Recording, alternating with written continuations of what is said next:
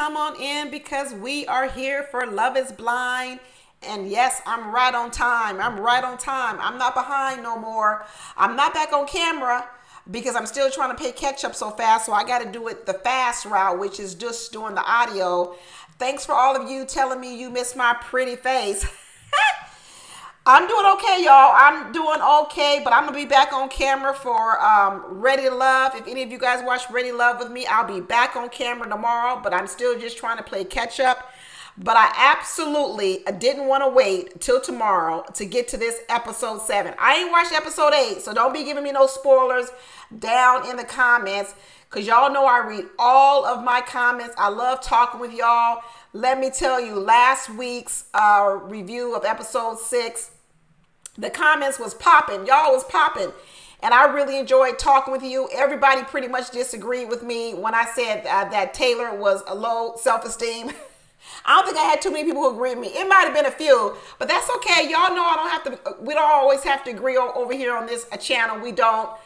But all I said was, I messaged you, a lot of you people. I said, you might want to think about it again in terms of whether or not Taylor really did just come up with an excuse to drop JP. Because what I said was, if you really love somebody and you think they real fine and you out on a vacation in Cancun and the man tells you, I like you better without makeup, do you leave him in Cancun? Do you leave him in Cancun if you really think he's fine? I'm telling you, Taylor did not like the looks of JP from even before, right when they revealed themselves. And like I said about, what's old boy's name? Mr. Ouch, Uche. He didn't like the looks of Aaliyah either, because that's another thing you don't do. That just because a woman doesn't call you for 24 hours, if you are really in love with her and you think she's fine, you don't care if that woman didn't call you for 24 hours. You're going to track her down and be like, please, baby, please pick up the phone. But anyway, we're going to move on. And I look forward to hearing y'all's reviews again down in the comments. But I'm so excited. We got the curse out. Let me call it a cuss out, because cursing, when I say curse, that's too nice. I don't want to say the cuss out. We got the cuss out we needed when Miriam read the heck out of Uche. Woo! I was clapping. I was going, get a Miriam, get a Miriam. Even though I know Miriam is kind of shady. I said that back, I think, in episode 1. Something about her is kind of shady. I didn't care. I didn't care that I think Miriam is a little bit shady because she did the dirty work that we needed to be done. She told that man, I will read you. I'm not Lydia. I'm not Aaliyah. You're not going to make me cry. And she said, I will read you for the filth that you are. Can I get an amen? Can I get a hallelujah? I'm going to be giving out a couple of MVP awards in this whole video. But of course, the first one, like I said, is going to have to go to Lydia. Because Lydia finally did some dirty work on Uche. And everybody else has been bowing down to him. So I got to give Lydia the MVP award. And the second person I got to give the MVP award is to my man, Milton. I told y'all Milton's my favorite. And if y'all were not on the Milton train before episode 7, I don't know why you're not on it. I don't know why you haven't jumped on the Milton train. If you still on the sidelines and you don't like Milton, I want to hear why. I want to hear what don't you like about Milton, because at this point, Milton's taking care of business. He's taking care of business with Uche. He's taking care of business with other people. He's taking care of business with his family. I'm going to get to that too. I'm going to get to that because I got a lot to say about that as well. Let me tell you, when Uche tried to pull Milton aside and tried to manipulate him and start trying to tell him all this stuff about Lydia and talking about, yeah, Lydia, you know, she lied to me without any bad remorse. And then when Lydia came over there and said, why are you talking to my man Milton?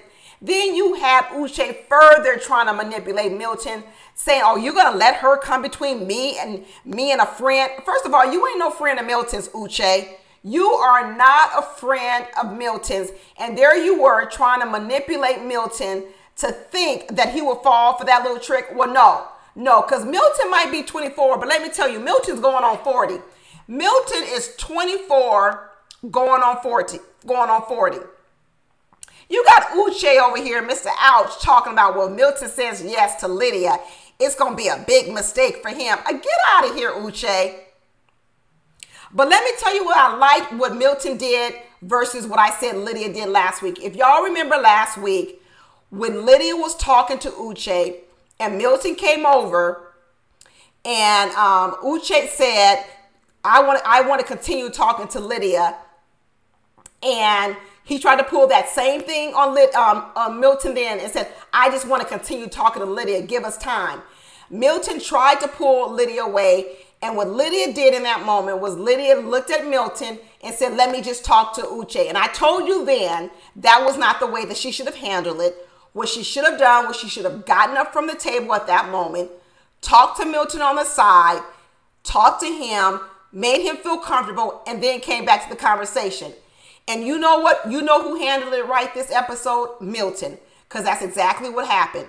So when he was in the conversation with Uche and Lydia came over because she was upset, he did not let Uche try to punk him. What he did was he walked away with Lydia. He had a private conversation with Lydia. Then he walked Lydia over to her girlfriends, said, take care of Lydia because I got to go on back over here to Uche and take care of some business. Let me tell you, that was a class act. And for a man at 24 years old to handle it like a real grown 40-year-old man, I got to tell you, I got to give Milton his props. I got to give them to him. Uche was doing his best, trying to talk about how, oh, she knew I was going to be on the experiment and she's just coming here to get me back and all this other kind of stuff. He's up here talking about, I don't want to have to show you this. Well, if you don't want to have to show it, why are you showing it? If you don't want to have to talk about it, Mr. Ouch, then why are you talking about it? Talking about, I would be a bad friend to you if I didn't tell you this stuff about Lydia. No, you're not no friend at all, Uche. You are not a friend at all. He's over here talking about, oh, she said it would be fake. She couldn't let me go. Oh, my God. Uche's ego is huge. It's so huge. He's so manipulative. He's such a narcissist. It's horrible. But let me tell you one of the best moments, another best moment. I might have to call these MVP moments of Milton, because another one he said real calmly is, you know what my mama told me. That's what Milton said, that perception is reality. And he said, you can believe what you want to believe. And he said, you know what? First of all, let me hear it up for all the STEM majors out there, all us STEM majors, engineers, math, science, technology, all that. Milton broke out the Pythagorean theorem and said, you know, this is like a multi-dimensional calculus. There's the X direction, the Y direction, and right now I'm on the Z direction. Woo! Milton told Uche, I'm on a whole different parallel. I am with you, Milton. And you know what? As smart as Uche thinks he is, he didn't get none of it. He didn't understand it one bit. He kept saying, do you really think that this connection is real? And Milton was like, yeah, I believe it's real. He says, first of all, I'm always in the honeymoon. I'm always in the honeymoon phase because I'm just a fun-loving, a nice guy. Milton looked at that man, Uche, said, you know what? You can believe what you want to believe, but your words don't affect me and your words don't affect what I think. As much as Uche thought he was going to sit over there and manipulate Milton, Milton said, you can keep your opinions to yourself. I see you later. Goodbye. Let me go on back over here and get my woman. Woo! I loved every minute of that scene when he broke out that Pythagorean theorem on him. I loved it, loved it, loved it. And you know what else I loved about him? Another MVP moment when he sat there and he pumped up his woman and he said, F everyone around here. You are a badass woman. You make money. He says, you're beautiful. You ain't got nothing to be ashamed of. He pumped her up. He said, pick yourself up. Hold your head high. He said, come on over here. Let's go on because we got dinner plans. Milton said, F all these people around here. They don't mean a thing to us. Come on, we got some dinner plans. And in the meantime, Milton's over there trying to argue with all the ladies. They're basically telling him, you know what? Your version of the story is not what we experienced in the pods. We didn't experience Lydia like that. And then when Miriam started trying to speak up, he started calling her bitter and fake. He started calling her bitter and fake. I guess he's trying to act as if she wanted him. I guess he's trying to say that Miriam really wanted Uche. We know that Miriam's from Nigeria. Is Uche from Nigeria too? I don't know where he's from, but I guess he was trying to say that Miriam came in here wanting him, and because he didn't choose her, she's all bitter and fake. But let me tell you, Miriam said to him, he started talking about, do you live in Saudi Arabia? Do you live in Houston? Do you got a job? Do you not got a job? He was trying to really read Miriam, but Miriam said, you're not going to make me cry. You're not going to make me cry. I'm not Lydia or Leah, and I will read you for the filth that you are. She said, you a loser. Y'all, I was rolling. And let me tell you, a nasty old Johnny's mouth was wide open. She couldn't believe that somebody could be nastier than her. She was like, let me take notes. Because this is how I need to raise my game. But Stacey started going in on Johnny, talking about she a shit person. Woo! Let me tell you, Stacey can come at you. Stacey can really come at you, and she was going after Johnny, and Johnny was trying to pretend like, what's going on? Like I said, this is another one of those situations where even though you speaking the truth, I'm not for sure Stacey should have gone on Johnny like that. Because let me tell you, Johnny is for shit. That is for sure. But I'm not for sure it was Stacey's job to do all that. And I think the reasons, we later find out that the reason Stacey might have been going in so hard with Johnny is because she's really uncomfortable with the amount of attention that Izzy was giving Johnny. Or I should say the amount of tension or the amount of feelings that Izzy was having about Johnny. And I think that's really what set Stacey off. But you know what? Stacey's real good at sniffing out the BS of Johnny. She's real good, but I don't know why she can't see it in her own man Izzy. She can see it in Johnny, but she seemed to be having a bit of a difficulty seeing it in her own man Izzy. Although towards the end of this episode, I think she started peeping him out real good. And her red flags started going off. But I don't know if they're off enough. But she sure was peeping out Johnny's BS, but she was giving Izzy a whole slide, a whole pass. Because when they got back to her house, and not that Airbnb where Izzy is staying, she was like, she was digging in Izzy. She was like, are you sure you're not looking out more for Johnny than you are for Chris? Because Izzy talking about he's so busy looking out for Chris. And Stacey wasn't buying it one bit. She was like, why you act like Chris is a wounded dog? He's a grown man. Why aren't you admitting that's what's bothering you more is not about what's about to happen to Chris. And if Johnny is taking advantage of Chris, it's more about Johnny and you. She was getting to the root of it. And like I said, the big thing about Izzy is Izzy goes for the woman in which he feels loves him the most. That's what he goes for. And he sat up there in front of Stacey's face and said, wow, in that moment when you was going back and forth and fighting with Johnny, I was sort of turned on. Of course he is. That's so ridiculous. He's so toxic. So he was turned on by the fact that here is Stacey so-called fighting for his love. That's how he took it. He took it as here was Stacey fighting for his love, like she's at some type of duel match of fighting for the love of Izzy, and all of a sudden he said he's turned on. He's turned on because here she is trying to prove her, like he thinks she's trying to prove her love to him. Izzy only goes with the person who's going to love him the most, but yet he doesn't look at, can he give the woman what she needs? And Stacey wasn't having it. She was talking about, you know what? I want to be known for more than appreciate me just because when I'm acting crazy. Why is that the time you all turned on by me when I'm acting crazy of fighting for you? Because that's how he's wired, Stacey. That's how he's wired. But let me tell you, when Stacey pulled out that Janet Jackson line of what have you done for me lately? She pulled out the Janet Jackson line. What have you done for me lately? Because what Stacey is saying is this. This is what Stacey's saying. Stacey is saying she already know that Izzy's broke or Izzy ain't got a lot of money. So what she's saying is, here I am going to be making all the money. What you going to do for me? Are you going to be rubbing my feet? Are you going to be cooking me dinner? Are there going to be some rose petals waiting for me in the bathtub when I get home? Is the house going to be clean? Is there going to be a home cooked meal? Because what Stacey is saying is, if I'm bringing home the money like the man, I'm going to need you to be the woman. I'm going to need you to be the wife. And Stacey was saying, are you falling down on the job, Izzy? You falling down on the job because I'm going to be making all the money, carrying the load in this family. And I'm not going to be with no broke man plus a man that don't do shit. Stacey was saying, I'm not going to carry the financial load. And you ain't cooking. You ain't cleaning. You ain't rubbing my feet. You ain't got no rose petals. Woo, Stacey girl, Stacey girl. She was doing a lot.